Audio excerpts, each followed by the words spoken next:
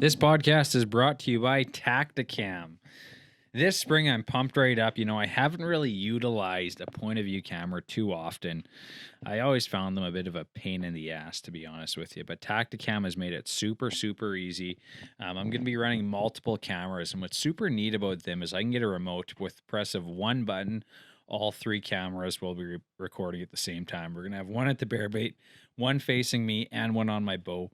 It's going to be super easy, get some extra angles, and super, super efficient for the guy who wants to do more self-filming. Check out tacticam.ca and use promo code NONTYPICAL for 15% off. This podcast is brought to you by T-Rax Knives. Locally crafted, indigenous made, custom knife works right here in Northern Alberta. Check out Joe Carafel at T-Rax Knives on Facebook and Instagram.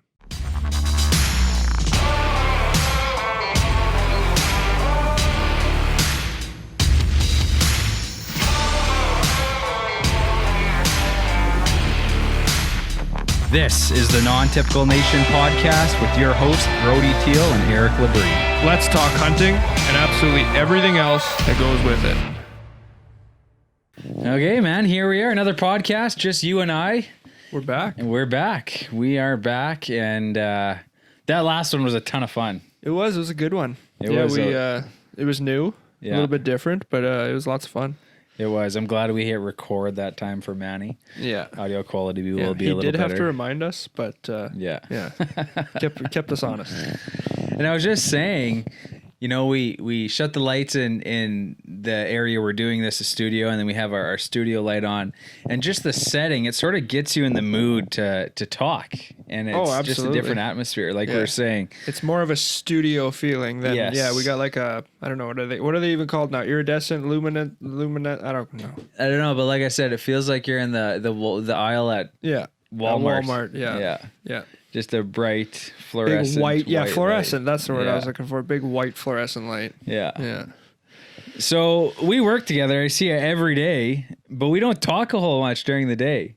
No, it's probably good. It makes the podcast go a little smoother. Yeah. We're kind of on our opposite ends of the shop for most sure. of the day. So how's the week going? How are the horses doing?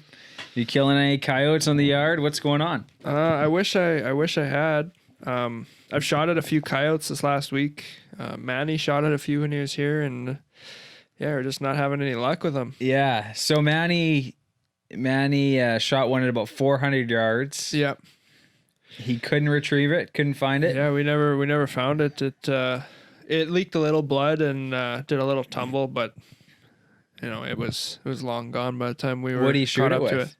I think he brought a 25-06. Okay. I never had a look at it though. Yeah, anytime I saw him with it, it was in a case, so I didn't have a look at the gun. But man, I'm surprised. I guess this coyote was on the run, and and he clipped it. I mean, that's impressive at 400 yards. Yeah, for sure. It's a small target, small bullet too. Oh, without a doubt.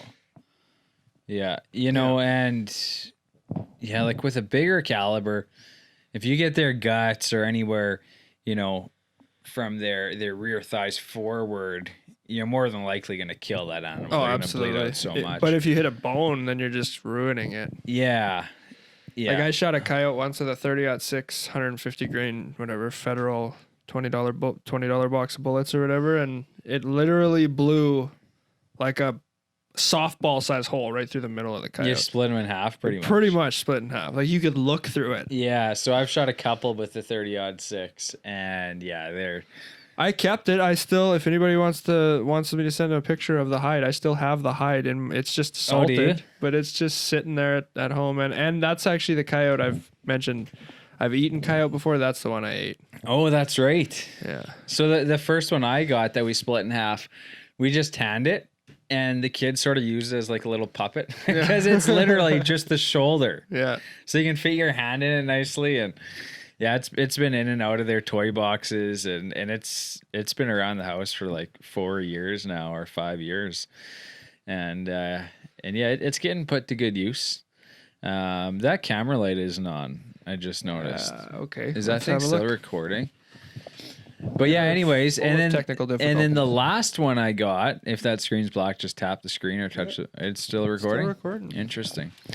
Anyways, and the last one I got in 2017.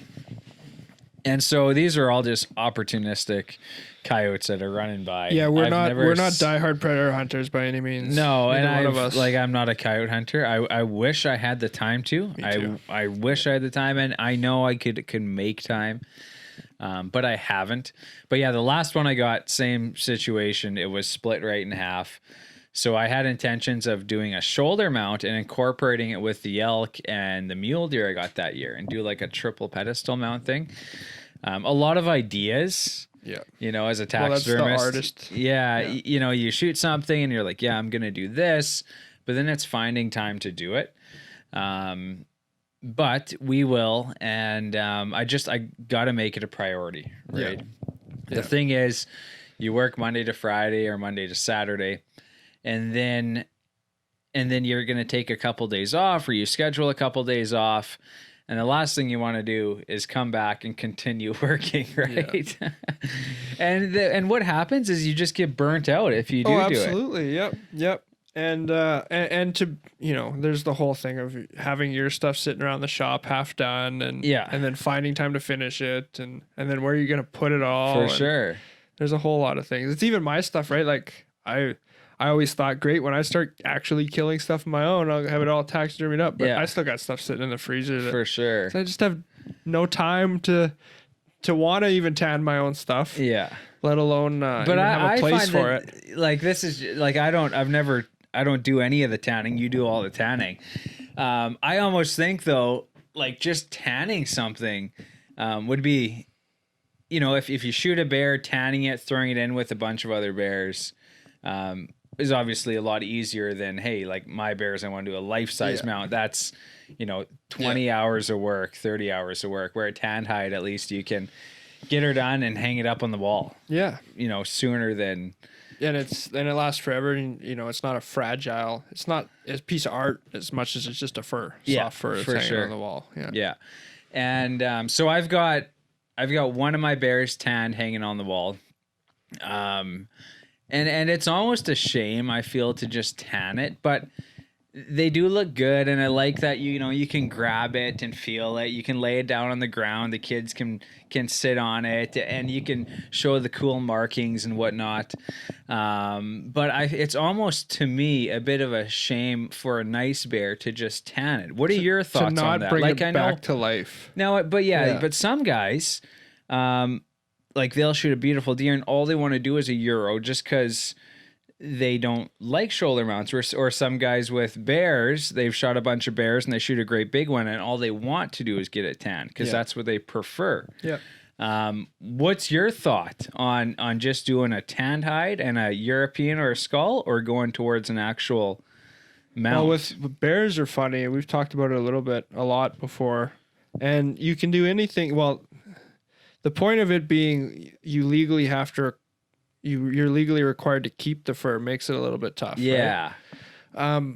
But when it comes to bears, it's a weird position to be in, you know, to do something like a shoulder mount. Yeah. Where you can literally just take a third of the animal and throw the rest in the garbage. Or you can tan it and keep it, whatever. Yeah. I love the idea of just having tanned hides. That's, I think they look traditional and they're nice. You can grab them and touch them. For sure. They're still there. They're going to last forever, and they're not such a burden to take care of and worry about breaking and damaging and, you know, whatever else. And then they're a lot less expensive. Yeah, for sure.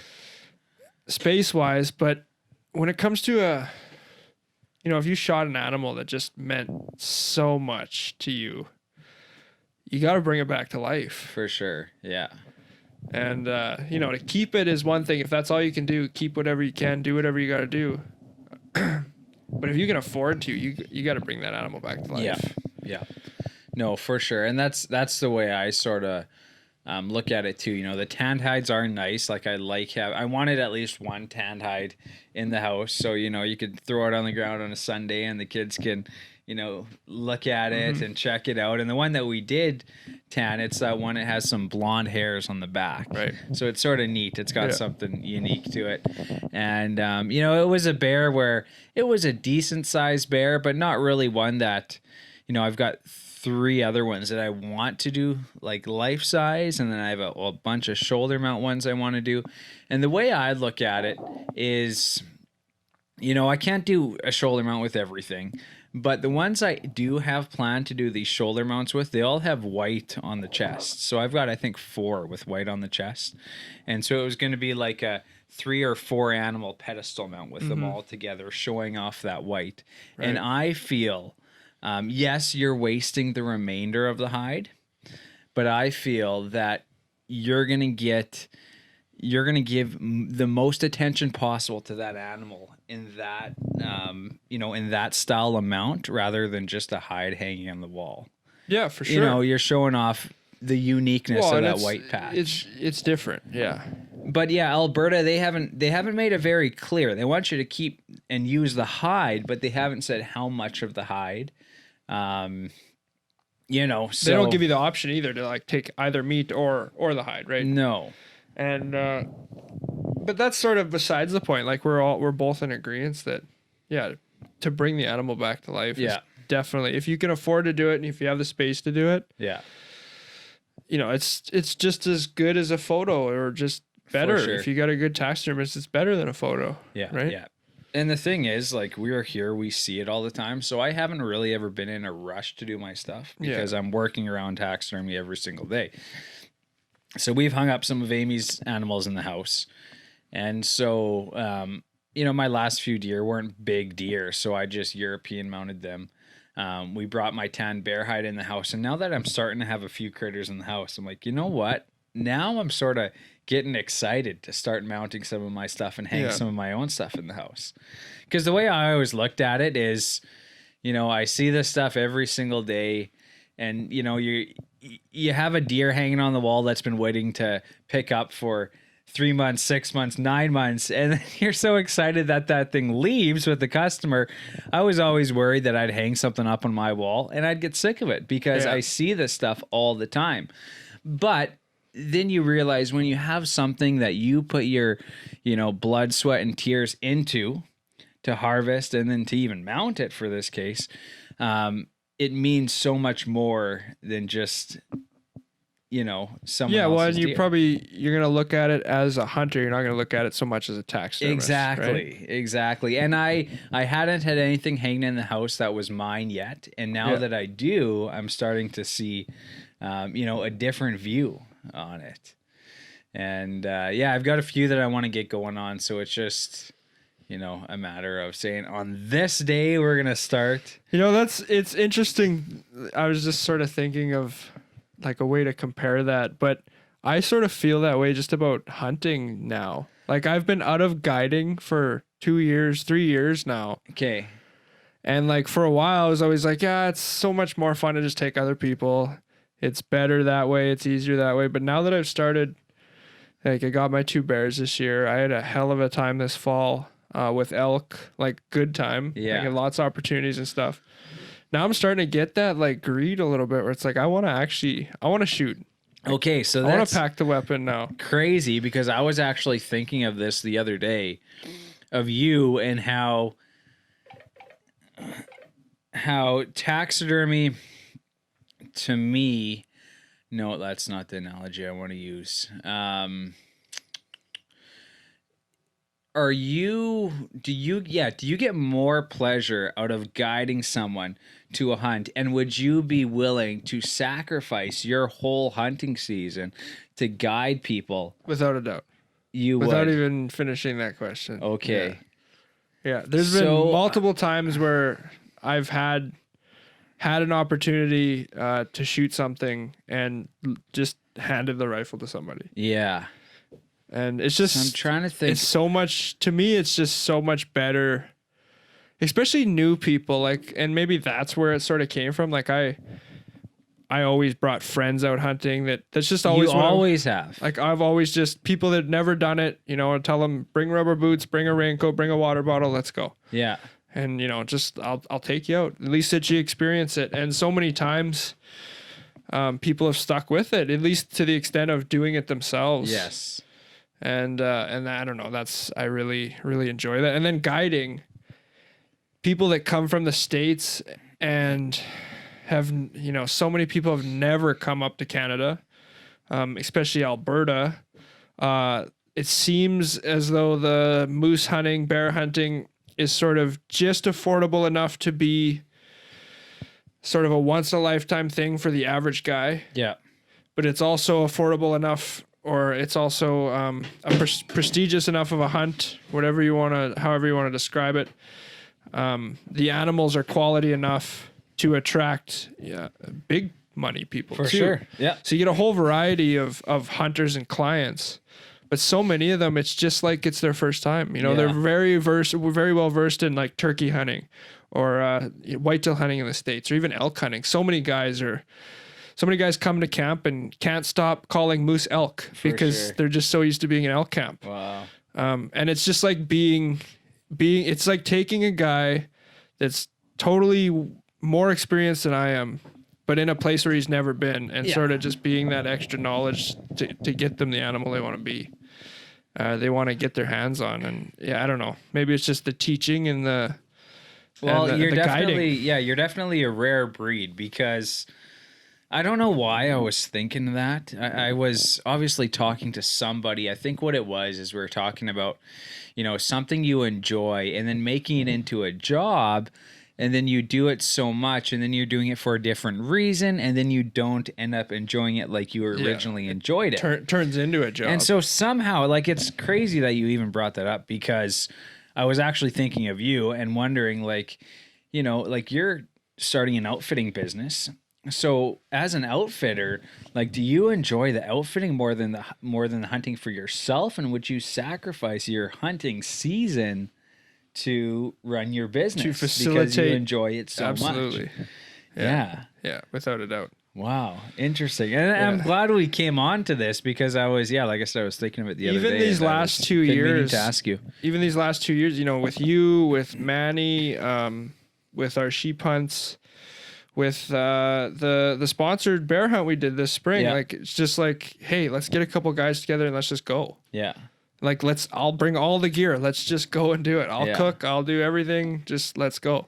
Because it's like the camp atmosphere and like the camaraderie with everyone there, and let's go and get the job done kind of like attitude, not like, oh, I gotta get up at 5 tomorrow and like make coffee, and then I'm gonna get up and drive to the hunting spot. And when you're out there, it's just like, okay, let's go. And you're the one that's hosting it. Yeah. So there's none of this, oh, I got to get up at 5, because you're like, I'm up at 5 o'clock. I'm going to get shit going. Yeah, the generator's on. If you keep sleeping. By the time the guys get up, everything will be ready, and you're in total control over it.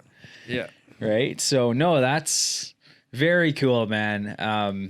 It's, you're going to be successful in what you're doing, because obviously you're doing it for the right reasons, because if you're willing to sacrifice your hunting season to see other people be successful. That is my hunting season, though. That's the way I look at it. Go.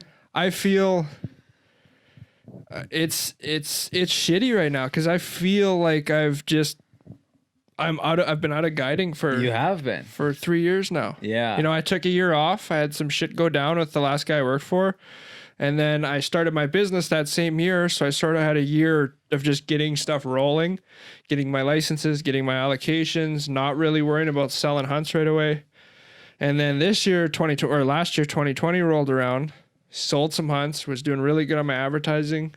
And then the big COVID kibosh everything. Yeah. So now everything's just sort of holding out and, kind of just sitting stagnant. So last I just want to go guiding, like, for sure, man. So much more than the hunting's great, but to just do it for real. So I remember June, July last year. First, it was, okay, we're going to wait and see if the borders open like August 31st. Yeah. Then it was October 24th. It was then it was November. Yeah. It was and every then 30 it was days. January. Was that what it was? Every 30 days? Something like that. And so what are they doing now? Are they still doing it every 30 days? There's just now. Or does Trudeau just have his thumb up his ass and whenever he decides to pull it out, he's going to pull it out? I think so. Yeah.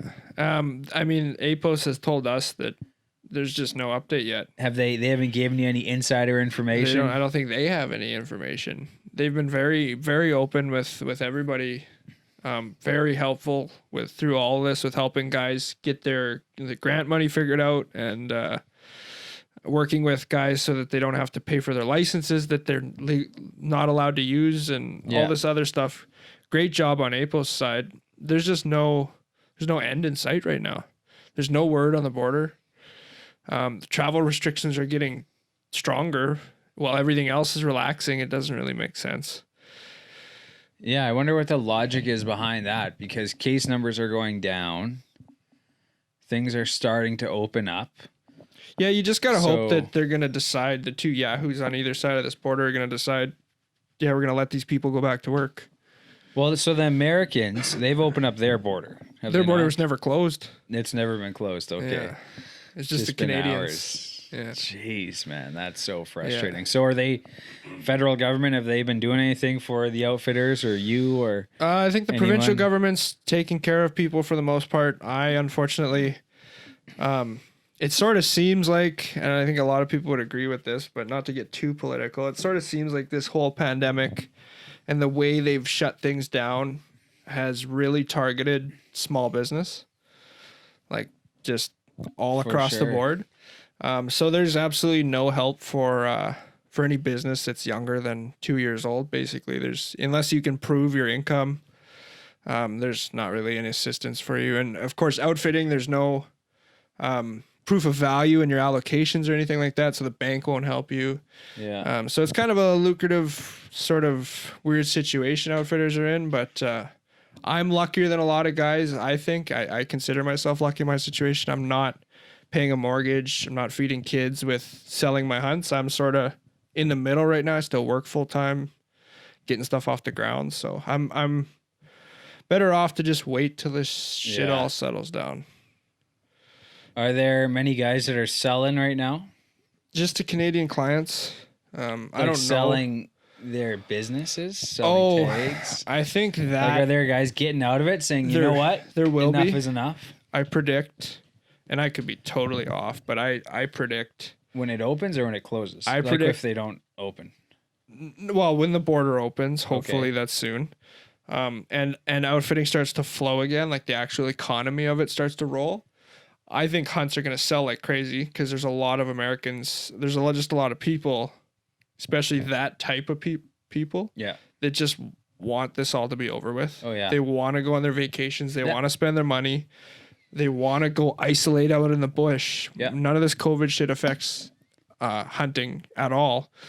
So I predict there's going to be a very high sale in hunt packages, and outfitters are going to do very well for a few years. Year, or for even first 2 year for some outfitters are booked. Oh yeah, like absolutely. Yourself, as soon as that border's open, you have hunters coming up. Well, and a lot of guys have a waiting list. Literally already. That's it's spoken for. As soon as the border opens, it's yours. Yeah.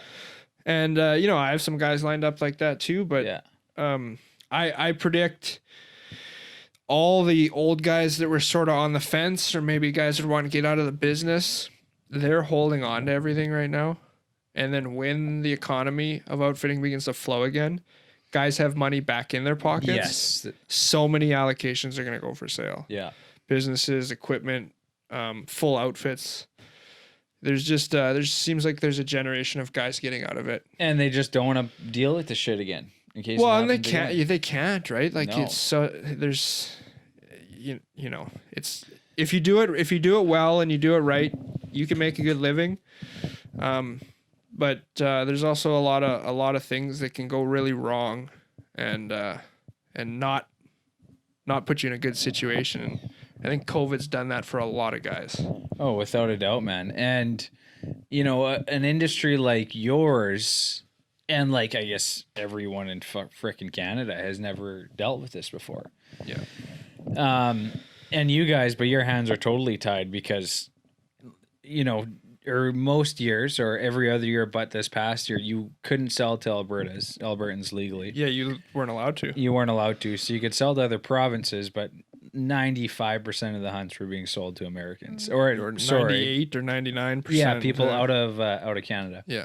And yeah, probably 80% Americans. Yeah. Like very, very low. Very low amount of Europeans, at least in Alberta. Yeah. Wow, unreal. So no light at the end of the tunnel yet. Not you yet. Haven't seen that light yet. No. Wow, unreal. No. Well, you just gotta, Yeah. So if anybody's Fingers listening, crossed. you mentioned the podcast, give you a wicked deal on a moose hunt. Yeah. I got 11 available this year. Yeah, and what are they? Early season rut. So I've got we're set up to do an early season. I call it a rut archery because it is that first week of the rut. I called a bull in for Brody during that same week last year, into 18 yards, and I blew it. Yeah, he farted or something, and the moose ran away. And we have we're set up to do our regular rut moose hunt, which is September 1st. Runs from September 1st to October 31st. That middle month, though, last 2 weeks of September, first 2 weeks of October, are definitely the best. That's the hot season. And it's a full wall tent, riverboat style, most likely this year. And big moose in that country. And so you guys will be staying in wall tents? Yeah, it's all in wall tents. Yeah. It's Nice. all remote. Long ways from any town in that zone. You're 2.5 hours either direction. Yeah. So, wow. Yeah, it's nice. Unreal. So yeah, we just so if the border does open up, do you have anything that's going to be available to Canadians? Oh yeah, I mean, Just have to wait and see. you have to wait and see. Yeah. I'm gonna take whatever I can get if somebody's interested Right now, in buying a package. And we're just sitting here ready to go. Yeah. Well, bear season's creeping up on us. It's time to get some bear baits out right away here. I think that was it yesterday was the legal date that we could get baits out. Yeah, you could start 2 weeks before April 1st, so that was 16th was yesterday. Yeah, I think we're gonna scoot out not this, but next weekend. Got to get some barrels, some drums, plastic ones if we can, and get her going. Yeah, it's gonna be fun. We're starting all over again this year. Yeah, for the most part. Yeah. Wolf baits. Have you checked them out lately? I haven't. It's been the weather's been crazy. Yeah, There's no snow anymore. Yeah. I went from only being able to sled to now not being able to sled or quad. So there's too much snow for a quad, not quite enough snow for a sled. Yeah. So sort of in limbo right now. Yeah, it's sloppy out there. I think it's supposed to snow on Saturday. Did you hear that? Yeah. Well, it's supposed to rain or snow. It's Oh, is that what I they're don't saying? know if it's supposed to get cold again. I or didn't what. look at the weather. I was just told that. Be like so. 14 degrees tomorrow. Wow. Yeah. Holy smokes.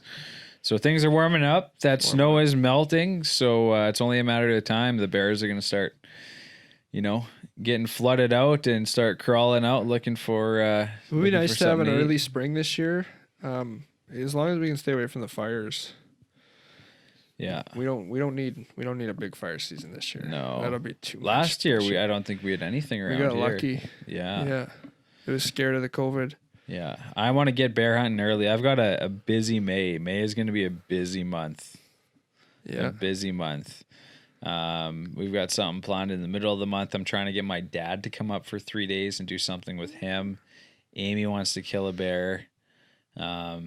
And then I got to find time for myself too. And May is always your best time, right? Yeah. So every weekend, Get after it.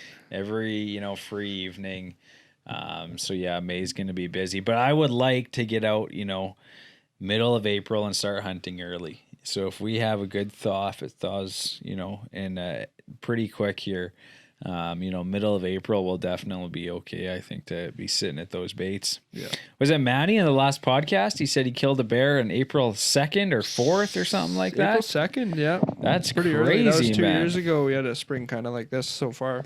Yeah. Amy's was the 19th. Yeah, Amy's was about the middle, yeah. And those grizzlies seem to come out first. Yeah. Remember when we killed hers, we seen, I think, 4 grizzly bears before we seen that black bear. And they're always a treat to see. Yeah, you've seen quite a few more than I have. Yeah, we've seen I a few. Seem to be able to avoid them. But on trail camera, we've got them on every single trail camera. Everyone, pretty much. Yeah. On all sides of town here. Yeah. Yeah. But yeah, we went fishing this past weekend, and it was. Oh, you guys slaughtered them. Man, we had probably the best day of ice fishing I've ever had. We've caught the most fish in 3 or 4 hours that I think I've ever caught ice fishing on a boat, whatever it is. Your hands get tired. It was crazy, man. I think I caught like 16, but Amy caught like 36 or something, and Wow. Jackson caught like 25 or 27. Or Amy might have even caught like 40 some. I don't remember, but it was a lot of fish. And so what we did, we got out to a lake. We were the only ones out there when we got there, but there were some tracks that looked like from the day before. So, there's still a bit of ice or a bit of snow on the lake. So I didn't want to get stuck. So I'm like, let's stay on these tracks. We'll just follow them out. So we followed them quite a ways out there. There's a little island on the lake. We're on the south side of that.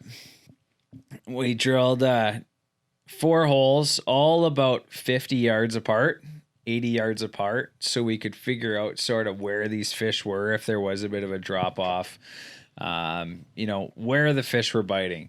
And sure enough, Amy had hooked on to like 8 fish before I had caught my first one. Nice. Jackson's running around playing. He's not even fishing.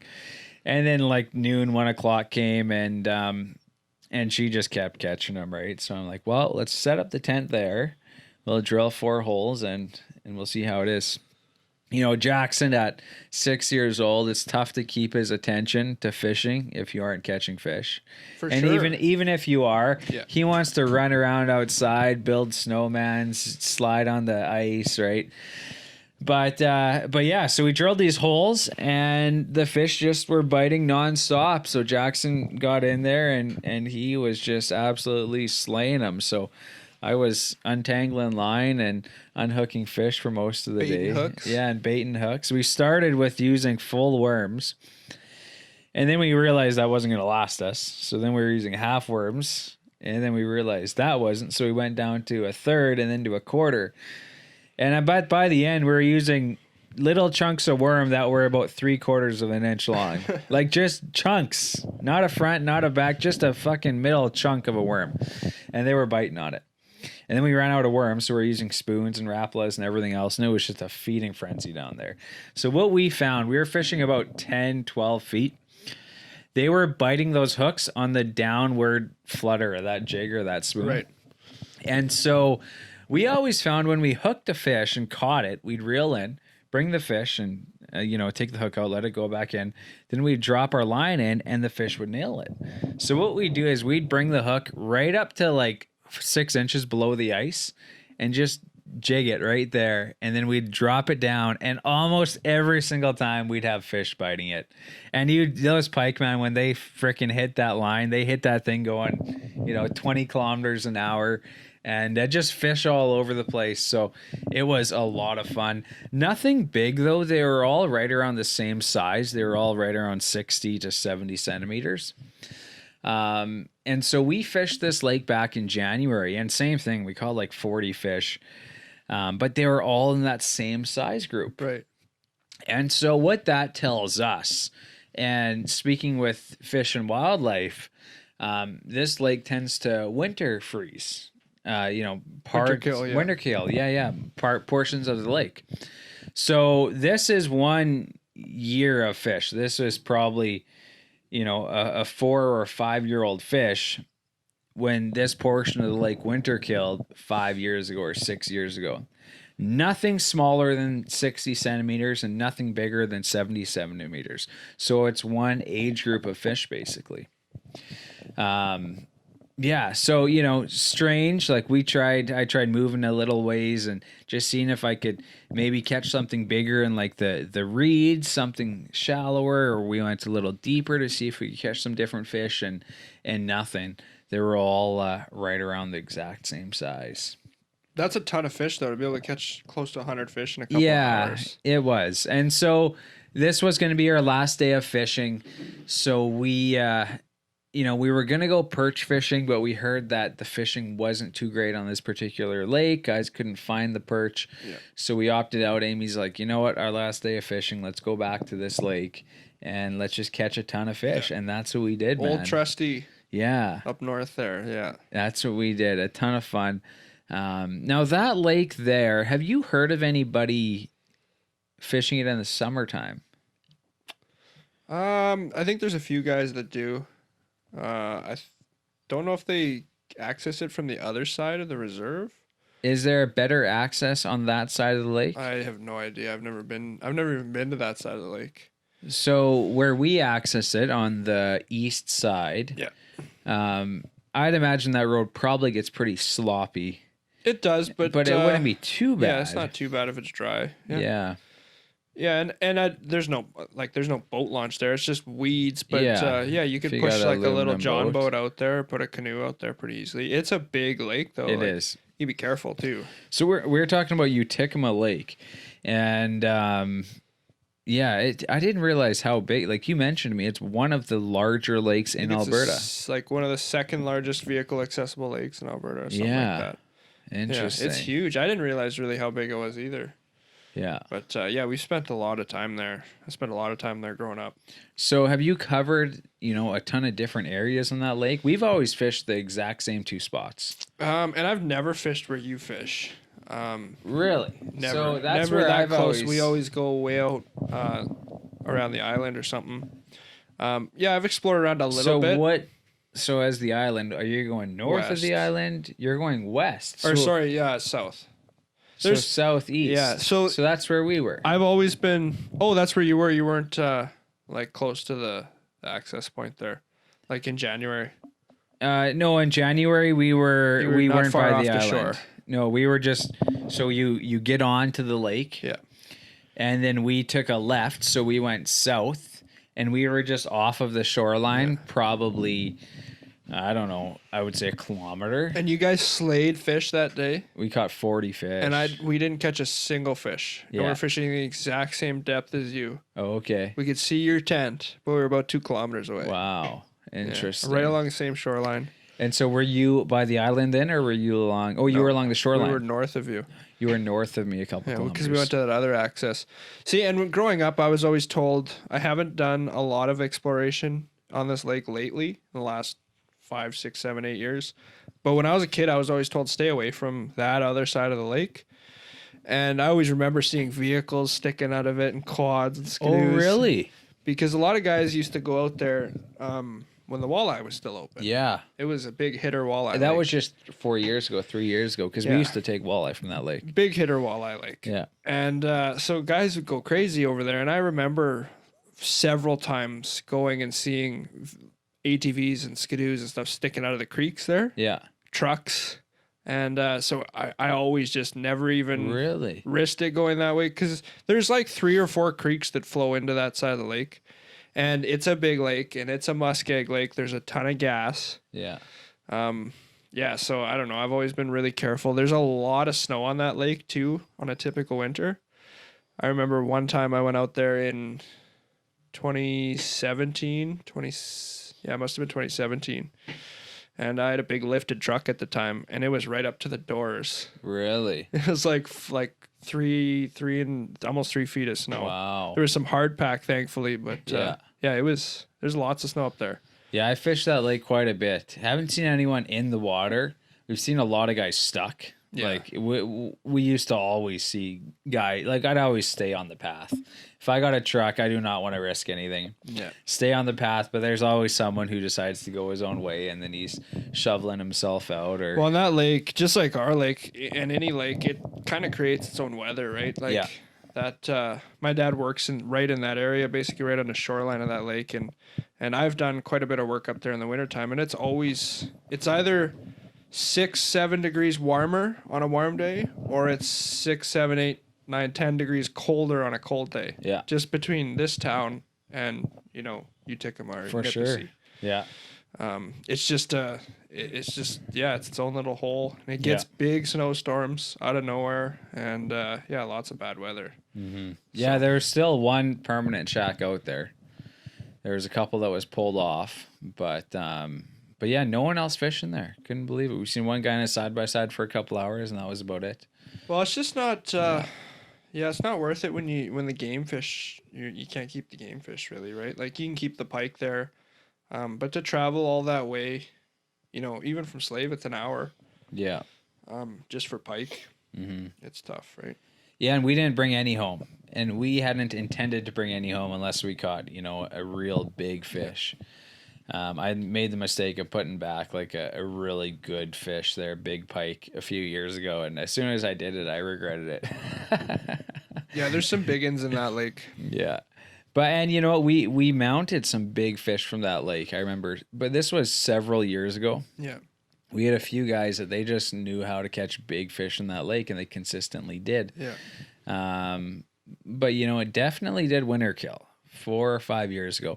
And I remember a couple of years we would go to that lake. I think it was probably, thinking back now, it probably would have been about 3 or 4 years ago. And that's probably when it winter killed. And we'd be lucky if we caught 3 or 4 fish some of those days. Yeah.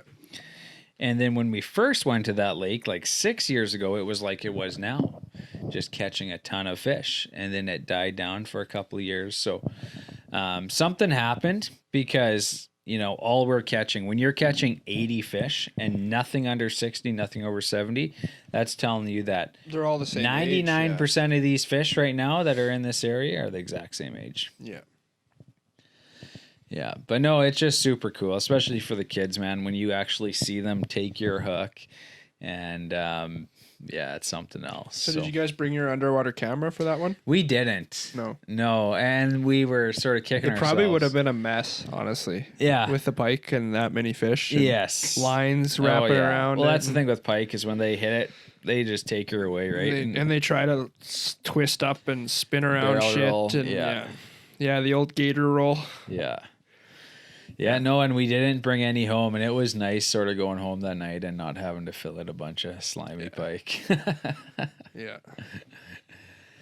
But are you getting out to do any more fishing? I might go out one more time. Yeah.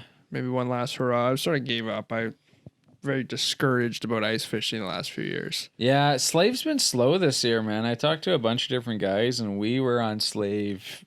We fished the big lake here, Slave Lake, about 4 or 5 times, and just didn't have great success. Well, I had a lot of ambition early on to get out and do a whole bunch of different lakes, and I got out and did a few, and then it got really cold, and then it got really nice, so I just sort of found myself not wanting to go fishing anymore. Yeah.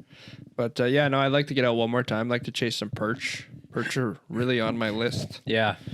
And they're fun. If you can find them, it's all day. For sure. It's easy fishing. You just put the rod down and fish with your fingers. It's been probably 10 years since I caught like perch all day on a good perch lake. Yeah. Yeah, and the thing with perch, especially in Alberta, like everyone wants to find the perch. And so the limit for perch in Alberta, most lakes, typically, was it 12 or 15? 15. That's way too many if you ask me. It is, but you can't find them. Maybe that's why. Yeah. So, but it's a lot of the easy access lakes. It's only 5, and that's what I think they should almost make most of them now. With the ease of locating lakes. Well, it used to be like 50.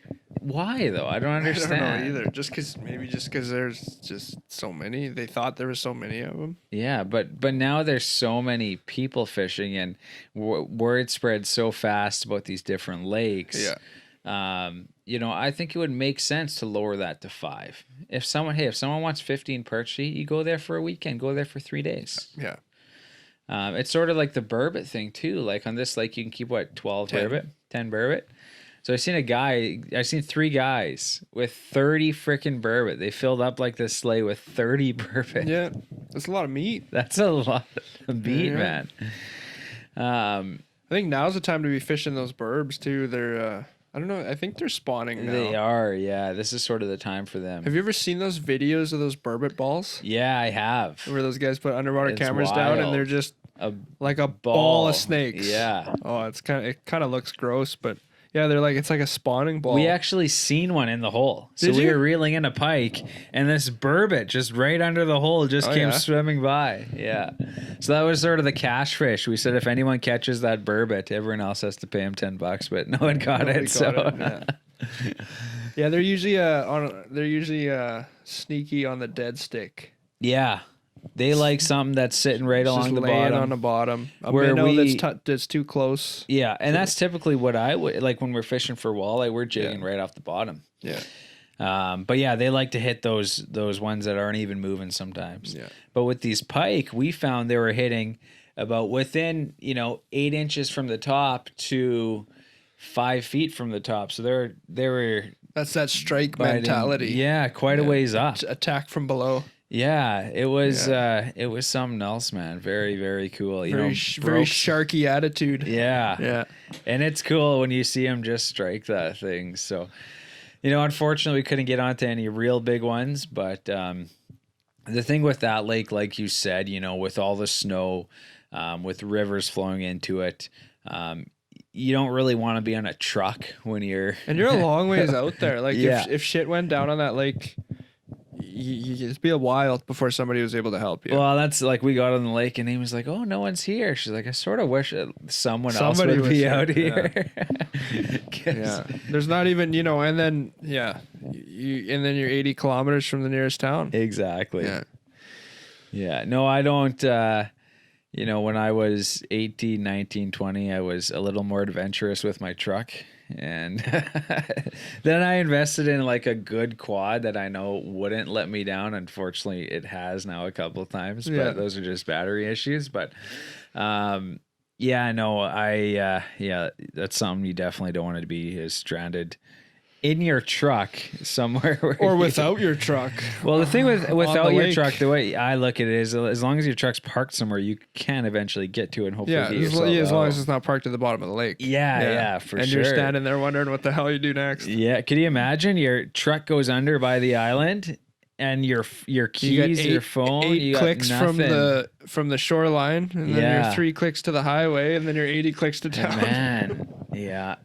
There were eagles on the ice. There were a ton of birds. I think there were a bunch of people fishing that lake on, Saturday, Friday. We were there on Sunday, and they might have left some minnows or fish or something around. Some fish guts. Yeah. So I thought we might see a wolf or a coyote or something, but we didn't see anything. Wouldn't have mattered because I didn't bring the gun. But have you ever seen any wolves or coyotes or anything fishing? No, I'm usually head down the hole, not looking. Well, your dad seen a wolf in that lake, didn't he? Yeah, right on the shoreline. There's a photo of Wow. it on my website actually. Yeah. Yeah, I was just standing right there. I pulled right up beside it on his truck, took pictures with a cell phone. Wow. That's cool.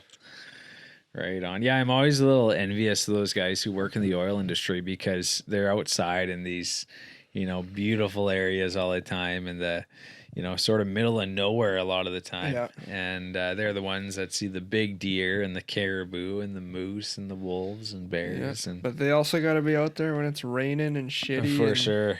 crappy out. Yeah. Yeah, for sure. But yeah, no, it's, that was our last day fishing. So that's it for us. And now it's time to gear up for bears. Yeah, it's time to ramp up the bears. There's not even any time to wait now. No. We don't have an excuse this year. No, I want to build a couple more stands in the trees. I like having a built stand. Yeah, you just walk up and sit down. It's so much nicer, especially when you're bringing someone new out. Personally, I want to get one on the ground again, but I would like to find a good new spot, build something good in the tree, nice and comfortable. And then before deer season, actually well before deer season, I've got a couple spots where I want to do the same thing, build some comfortable stands. That way when you do those long sits, it's a lot more comfortable than sitting on a little, 12 metal inch by grate. 6 inch Yeah. metal crate. Yeah, for sure. So- Yeah, I want to build.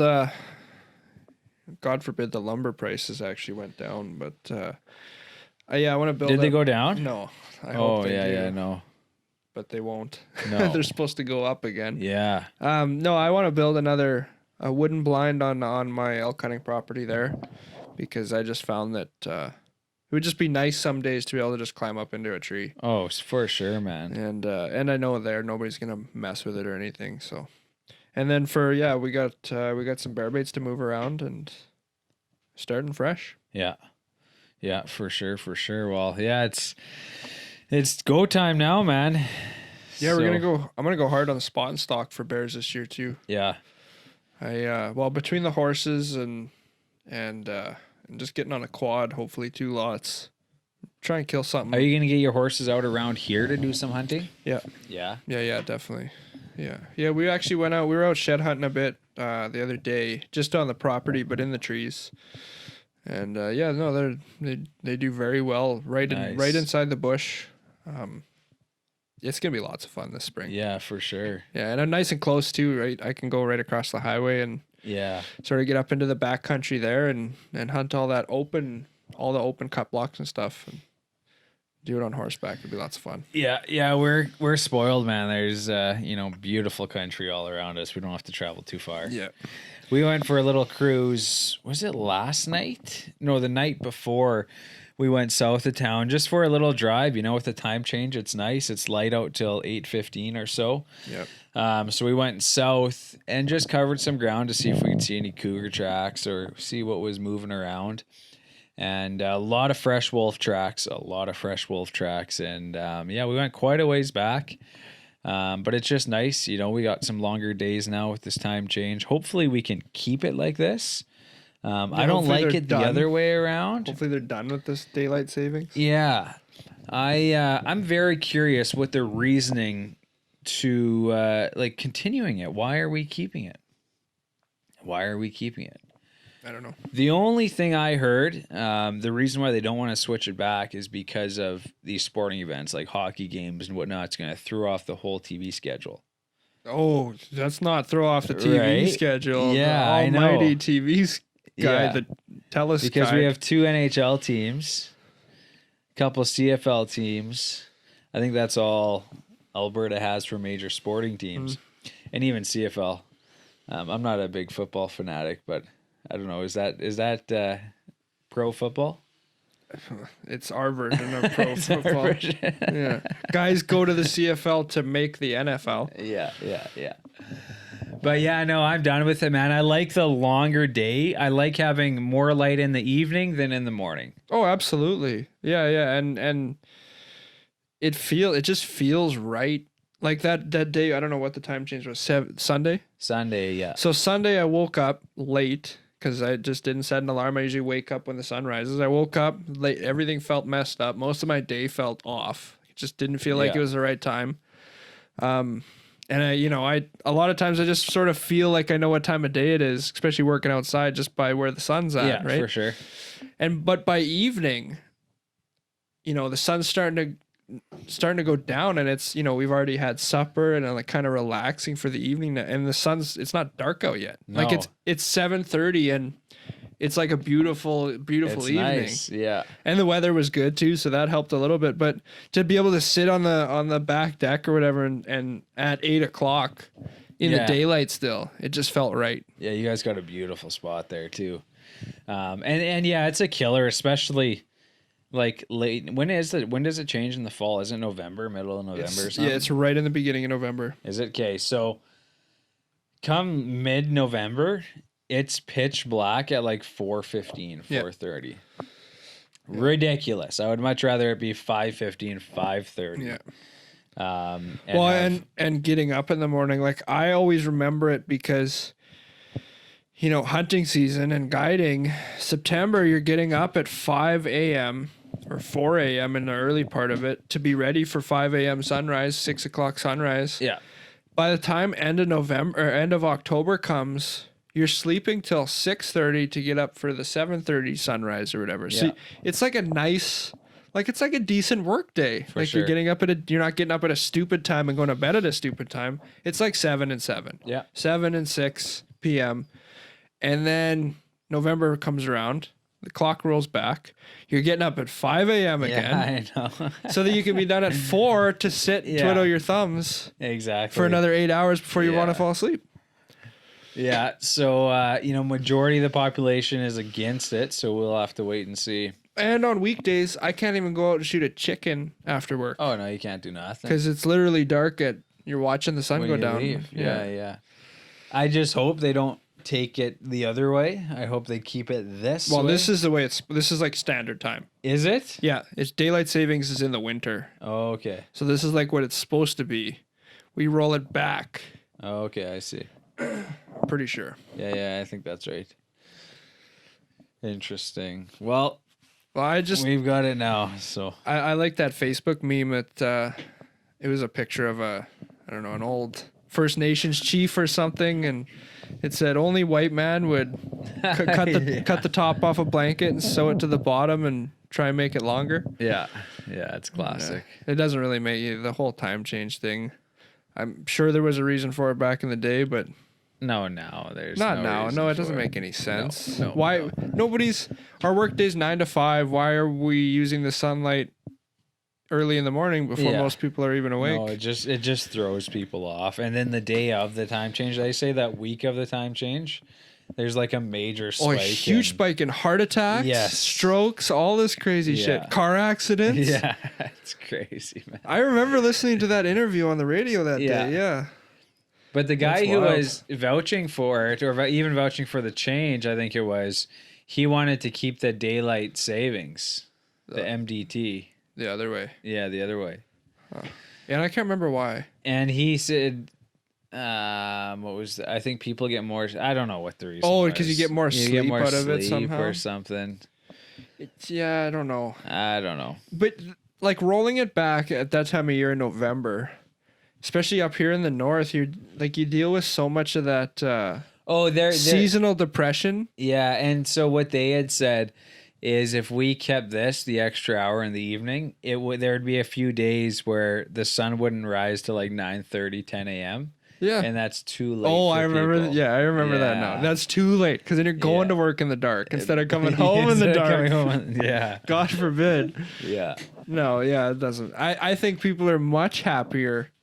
I'm definitely much happier to go home with a little bit of day left Yeah. than to, it kind of feels good to be going to work when it's still dark. You sort of feel ahead of the game, Oh, for sure. right? Like And those days you wake up early, you hit the gym, and then you're at work. You're like, I was awake before, or I got For shit done sure. before most people are awake. Kind of get that and feeling, so right? I've been loading up on bread, and so I went there Sunday morning.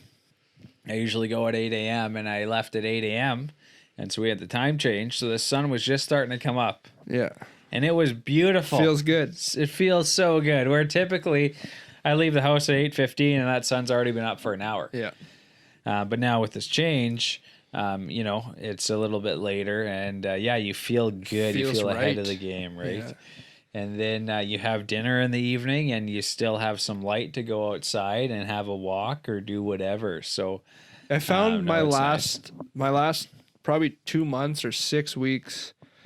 I personally stress so much over time in daylight, especially. My whole life basically revolves around daylight. how much can I get done? How while much I there's still can light do, outside? while it's light. Because there's a million things I want to do that I can't get to, but then there's a million things I need to do that I also don't get to. Yes. And so on my mind, basically on any given day is like, you should shoot your bow tonight.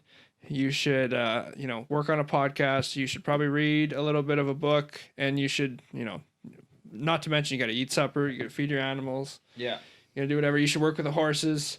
So I got this whole list in my head, and the last 6 weeks, it just feels like no matter what you do, you're just like behind. Yes.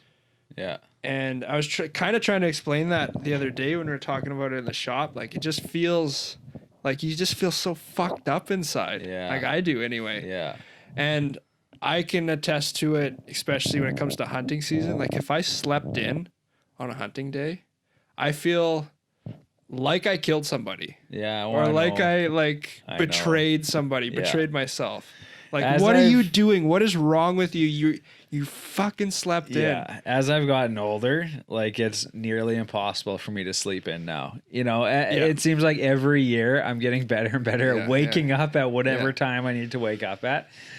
Because I remember early on, like 20, 21, 22, if I was going hunting, man, 3 out of 10 times I'd sleep in. Oh yeah. And then as you get older, you're like, no, I'm waking up at this time, and then you just fucking wait. I think you get used to it. You get used to it, right? Yeah, it's all relative. But I just get so like personally, I'm so guilty, and but even running behind a little bit and getting to that stand like as the sun's rising, I'm like, no, I want to be here 40 minutes stab earlier. myself in the leg with my arrow. I blew the whole day. Yeah, and I get and I get that way with kind of running this little farm operation we got. It's like, oh, you got so little daylight. Yeah, so much to do, and then like you sit down for 5 minutes, and it's like.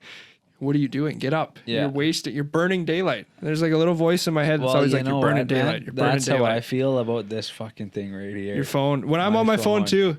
Yeah. And like scrolling. Oh, I could drive. Like throw my phone through the window sometimes. And I like can't stop myself. So I know the phones are bad. So yeah, when I get home, Wednesdays and like Mondays, Jackson has his taekwondo, and then, Tuesdays and Thursdays he has taekwondo. Wednesdays we do our podcast.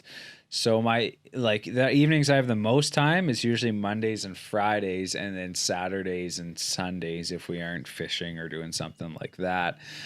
But my evenings is when I do my editing and the webpage and everything like that. So that's when I really buckle down and get work done. But yeah, you'll catch yourself. I'm just, searching up an email or searching up something on my phone, and then next thing you know, I have a notification, click on it, and I'm thumbing through Facebook. Yeah. And then you're looking at a stupid video, and you're like, what are you doing? And I feel like awful about it. So what I've been doing now is I've actually been putting my phone in like a different room. And they're just like forgetting about it. Or like in the kitchen, and then I'm just working, and you forget about it. And before you know it, you've been working for an hour and you haven't looked at your phone once. Yeah. But it's bad, man. It's like, it's an addiction. Oh, absolutely. Because then you're like, man, I sort of want to go check it. I heard a beep, but I know it's nothing. And it makes you feel good. And it is an addiction because they say a notification triggers the dopamine the same as a hug or whatever it does, which is fucking crazy. I know, that's wild. That means like every time, and I know it, and I'm not a huge social media guy. I actually have to force myself to post for my business and stuff now, and I don't do a great job about it. But when I do post, I find myself, like, especially on Instagram, that's kind of my main thing. I'll post and then I'll get one like, and then I'll like refresh. It's like, do I got any more yet? Do I have any more? Yeah. And then it's like 3, and then it's like, oh fuck, I should have like 15 by now. And I'm like refreshing, but I don't really care. No. But it's like something inside the back of my head wants it. It's freaking crazy. It's so like, what I've been thinking, it's like a heroin button, right? Yeah. And I've had this thought and sort of idea for over a year now, but I haven't implemented it yet. What I'm thinking of doing is deleting the Facebook app. Yeah. Just keeping Business Manager. Yeah. So I can manage the pages, post on the pages, reply to messages on the pages, but I can't scroll through my feed. Yeah. Or even see my personal one. But that's why I haven't done that, because then if someone, I can still have Messenger where I can reply to people, but if someone, comments about a photo of something I did or my son, or I can't reply to him then. Yeah. So I've refrained from doing that. It's tough, and it's so much of it's just the social atmosphere. It's the only way I communicate with a certain number of people. Yeah. Is through that app. Yeah. There's like certain people in my life that I still consider myself close to, but all I ever do is comment and like and sort of chit chat on Facebook. It's not really that's just sort of the extent of the relationship. And so many people are like that. Like, that's just the level of... And so what it is, if you don't look at it for a day, you feel like you're missing out on something. Yeah. And so that's why I haven't deleted the app itself. Like, I know I could get everything I need done for Non-Typical Nation and the 4 other pages on that Business Manager. I could take care of everything I need to do on there. Yep. But if I delete the app, I feel like I'm missing something. Well, and it's like I wasn't invited to the party. It's like being the only guy in the neighborhood that doesn't get the newspaper, right? Yes. Yeah. So that's sort of why I'm like, it's like a necessary evil, right? Just like nowadays, you can't not have a cell phone. Yeah. Like you might not get hired for a job if you don't have a cell phone number. Oh, for sure. Because you'd be like, how are we going to get a hold of you? Yeah. Well, I have a landline. Well, that's not good enough. Yeah. It needs to be right now, Yeah. all the time. It's tough. It's sort of the way our world is going. You have to have it. And so I'm bad for it in the tree stand when there's nothing going on. It's very easy to be scrolling your battery dead. Yeah. And before you know it, like, Or you're getting data notifications. You've used 10% or 20% of your data. and then the days go, like you're trying to consume time, but the day goes by so much slower when you're looking at shit Checking on on your phone. that clock too. Yeah, it's bad, man. So I've been trying to like set it away from me when I'm doing tasks, like especially at night with the editing, because it's so easy to, you know, just go down a rabbit hole of shit on your freaking phone. Well, even editing too. Like I'll put my phone face down on my desk. I'll edit, but then I'll be like waiting for something to upload or waiting for something to render, and then it's like, Yeah, well, and I'll do the same thing. and then it's been done for 25 minutes. Yeah. And I'm like, what are you doing? I know, man. It's awful. Jesus. And you're just sitting there drooling on your chest with a beer gut hanging out, sitting on your phone. So yeah, I don't know. I'm trying to, but yeah, going back to like you said, you know, waking up in the morning, and if you sleep in, you just throws off your whole freaking day. Yeah, it's and I You feel feel like guilty. you got to catch up, and you feel like total shit. And you know, the cell phone is what sort of gives me that for sure. Well, and I've noticed, you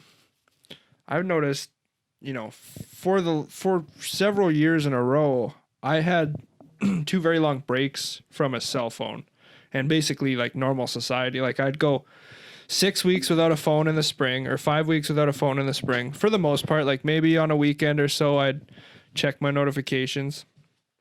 And then in the fall, I would do another 6 or 7 weeks without any phone or communication with anybody besides family.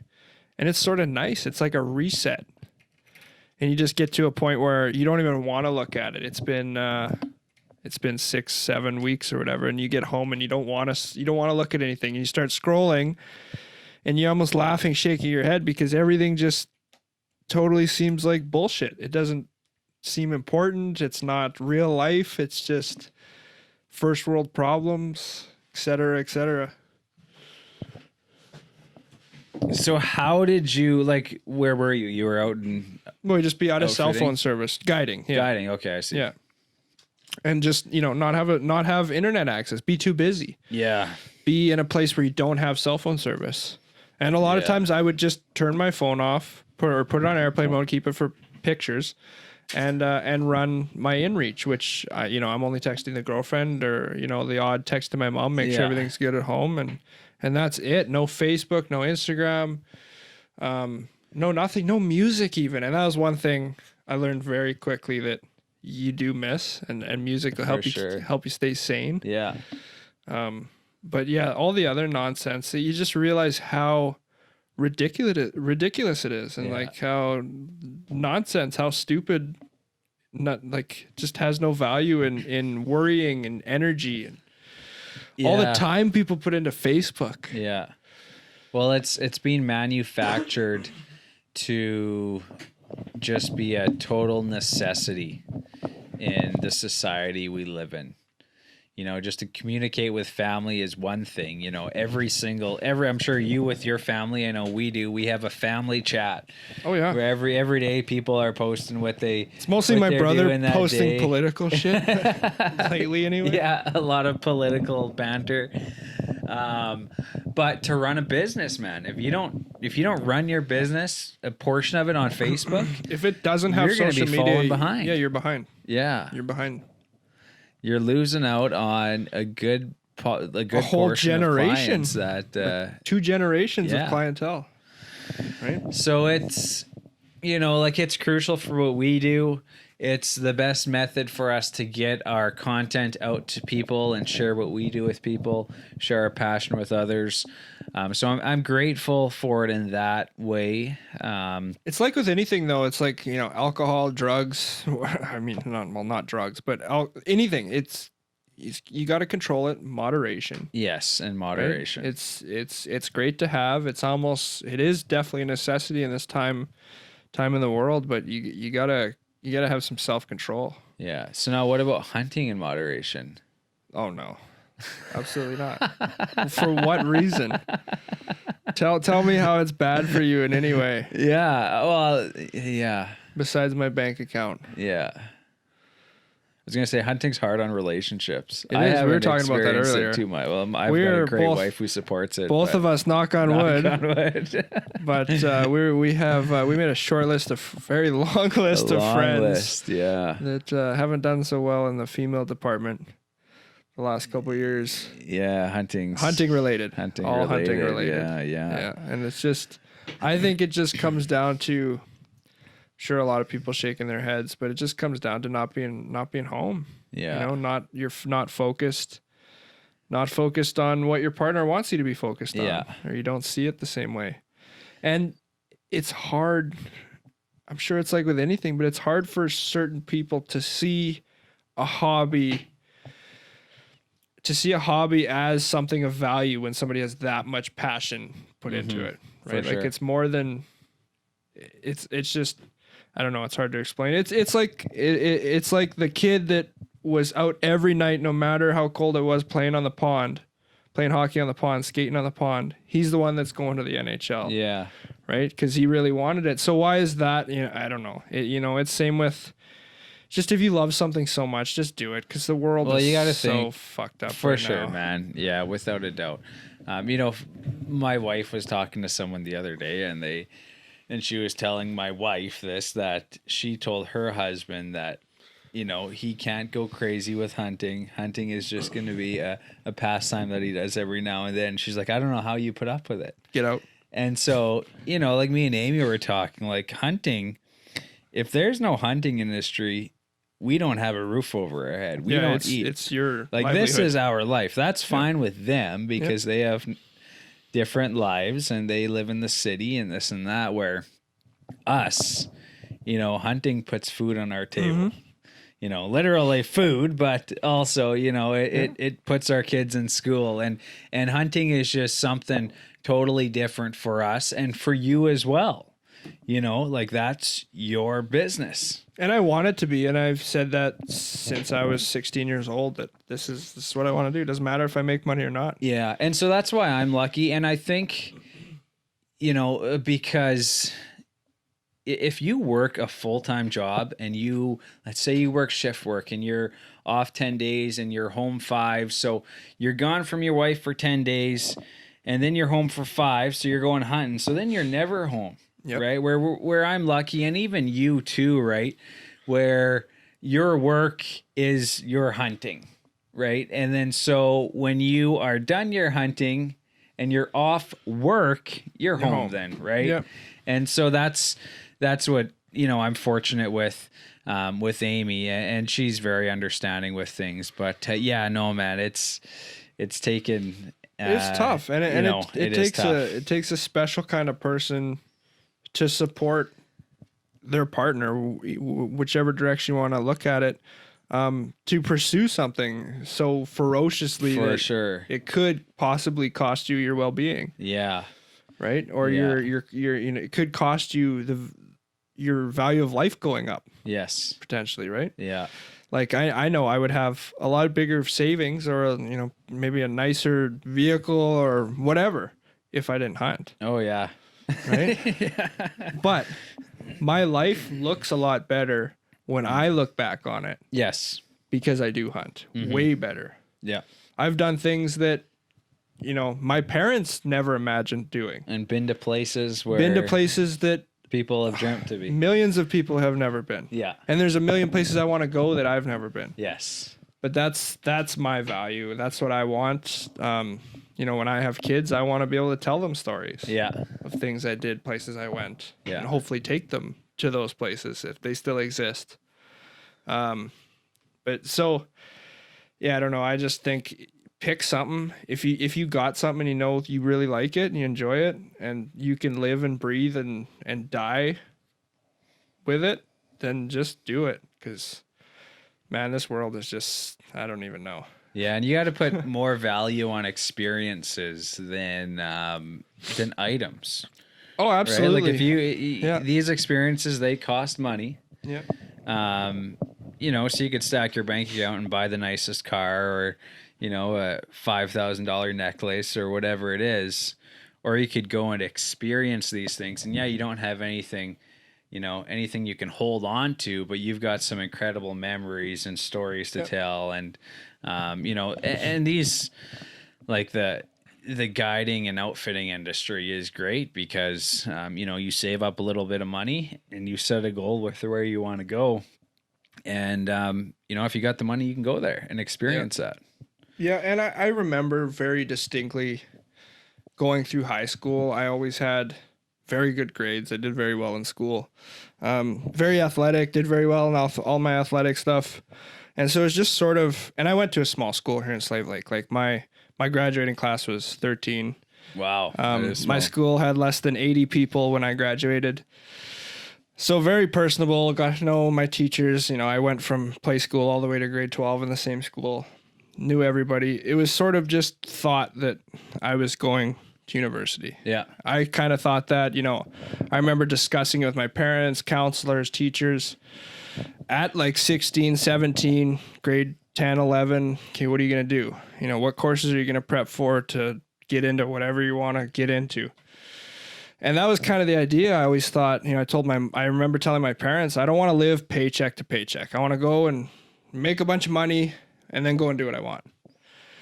And then I realized, I started weighing all the options and realized by the time you do anything in school, it's 4 or 5 years and it's 100, 200, 300 grand. And you're not guaranteed any job. No. The only thing you are guaranteed is debt. And you got your nose in books and classes and computer screens for the next 4 years. You're the best years of your life. And then I started looking at trades in grade 11. And I thought, that's maybe the way I want to go and just work my ass off, make a bunch of money, learn a valuable skill and be set that way and then just do what I want after. But I couldn't really pinpoint anything, just couldn't put my finger on something. Mm-hmm. And I was always taught growing up, you'll know when you figure out what you want to do. It'll just click. Yeah. And that's something my mom always told me. And so I just sort of believed that was ingrained in me. And I remember the day I had bugged my dad. He has a buddy that's an outfitter here in town he grew up with. Bugged my dad a million times growing up. And he always said, oh, you're not going to make any money outfitting. You can't make money hunting. There's no way. He doesn't know nothing. He doesn't know his head from his ass when it comes from this industry. Sorry to say, but I remember at 17 Googling how to become an outfitter. No way. And what popped up on my phone was Dixon's Outfitter Yukon Guide School. Wow. Out of Kewaunee, Yukon. Yeah. And it was literally top website. I clicked on it and started scrolling through it. And, it was a couple $1,000s to go and learn how to pack horses and ride horses and open an outfitter camp and learn some traditional knowledge as well as some industry knowledge and then potentially have a job at the end. And so I had to make a decision really quick whether I wanted to finish all my school up basically 6 months early or not and not be able to do this Yukon trip kind of deal. So it wasn't much of a decision. Like I said, when I read the description of what was all in that hunt or in that package and learning what I wanted, what it was to be an outfitter and all this stuff. Yeah. I knew that boom, that's what I want to do. Mm-hmm. So I went and did it. Great experience. Came back, wanted to do it again. Went up north, did it again. And then I worked for a few years here and it was just like a no-brainer. Yeah. It's just it's not work. No. Right. It's fun. And if you can get paid to do it, yeah, then you're laughing, right? Yeah. If you find something you love to do, you don't work a day in your life. Yeah. Yeah. Yeah. And to be paid to hunt, it's nothing better, right? For and sure, then man. I've made a point of sticking myself into these positions of, like the taxidermy. Yeah. It's a great little sideline to all this same industry. And then the filming and a little bit of writing and picture taking and all that stuff is just, you kind of got to build gotta build your life around what you want to do, right? You got to, especially, where we are at, like very early on. Yeah. Try out a bunch of different things, see what you enjoy. And, there's definitely money in it for sure. And I've never, like I said, when I turned a certain age, I just decided, money's not everything. Money's not anything. Yeah. If you can feed yourself and you don't owe people anything, Yeah. then live, because there's so many people. I've talked to so many people that have told me, I wish I was your age still. I wish I could go and do what you're going to. It's like, I better get doing shit then, because I don't want to be that guy. Yeah. Like, I don't want to, God, I don't want to I don't want to get hit by a bus at 30 and go, wish I went and did that. Yeah. Right. Or, I don't want to be 80 on my deathbed and think, geez, I really wish I got on that horse. Yeah. No, without a doubt. Yeah. Well, we got a year ahead of us, and it's going to be a good one for sure. But I remember when you went to that school. Were you working with us before then for a little bit? Yeah, that was the year you got married. I was gone when you were married. That's right. Yeah. That's right. I missed your wedding because I had already booked that trip. Yeah. So I think I started working with you guys that year. And what was it, a month long, or how long was it? Yeah, it was like 3.5 weeks. Okay. Wow. Yeah. And then you went to the Yukon the following year to and then guide? I went back the following fall. Oh, okay, I see. I swore I would never go back. I swore I would never do it again when I got home. Oh, really? Or when I got out of the bush, when I got back to town, there was a crew of us, and there was a little bit of bad juju at the end, but it was all just young guys, sort of. I've grown from that. I learned from the experience. It was all just bullshit.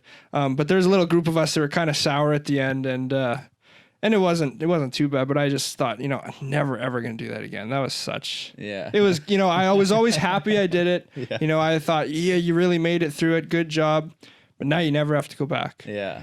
Then I went home, and I shit you not, I started having like nightmares, like not nightmares, but like they were like nightmares. Yeah, withdrawals from the mountains. But it was withdrawals. Yeah. That's what it was. It was like a drug withdrawal. And that's how hunting is, though. Like when you're doing it, there are a lot of times it's the fucking worst time ever, and you know by the time you get to your truck at the end of the day, you're like, thank God I'm going home. I'm not coming back to this spot because it's horse shit. Yeah. Then you get home and a day passes and you're like, okay, you know what? I got to get back there. When am I free next? Yeah. Right?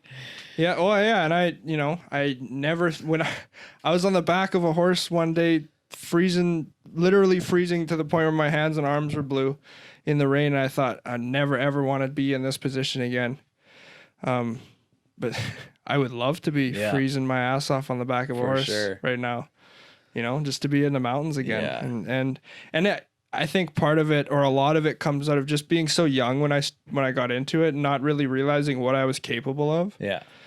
And, struggling with a lot of homesickness, being, 18 or 17 at the time. I was your first time being away for a month straight. And, and with people I don't know, people that don't give a shit about me. Like, really, if I needed something, they're there, but it's like survive. You're here to work. Yeah.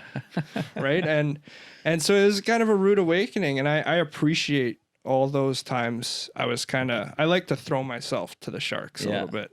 You got to, man. You got to. And I don't like to be defeated. The horses kicked my ass the first time. The horses really kicked my ass the second time I went to the Yukon. Okay. And when I got back the second time, I swore I'm never going to work with horses again. Yeah. Now you got a couple. And now I own 3. Yeah. Right? Wow. And I'm doing it myself. But it's an appreciation. And you kind of... I personally have to step back and sort of let the emotions die down. I'm very realistic in the moment for the most part. But it's easy for anybody to get overwhelmed and get emotional about stuff. And when you step back, especially from an experience... whether it's traumatic in a good way or traumatic in a bad way, once the dust settles, you want that. Yeah. That's the reason we go back sheep hunting every year. It's the reason you go out in the rain and the muck, and it's the reason you sit in a bear stand every time you're scared shitless to walk out in the dark. Yeah. Oh, for sure. Because it just feels, you're challenging yourself, you're pushing yourself. It's real life. No, and I think everyone who's spent some time hunting, and I know I feel it, several times a season where you sit all day in a stand or you try a new spot and you see some sign, but you don't see any deer. And by the end of the day, you're like, I'm never going back to that spot. That was a waste of a day. Then you get home and you're like, you know what? That wasn't a bad spot. And I'm not going to let it beat me. And I'm not going to let it beat me, right? Yeah. And then you're looking at the next day and get back out there. Yeah. And you got to be like that. Hunting is, at least in my life, it's the best metaphor for it. Oh, without a doubt. Because you'll go whether it's bear hunting, elk hunting, moose hunting, deer hunting, sheep hunting. You'll go several years without even putting crosshairs on a ram. Elk, you'll go several years. You might miss a few, but until you actually knock one down. Moose, we've all gone several years without ever actually being able to pull the trigger on something. But you go back. You still go back.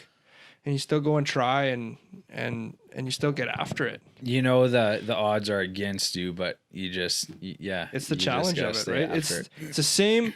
It's the exact same expanded version of why you play a video game on your cell phone for the challenge, right? Why people like doing puzzles and crosswords and games and Sudoku and all this crazy shit. The human brain is just it wants challenge. Yeah.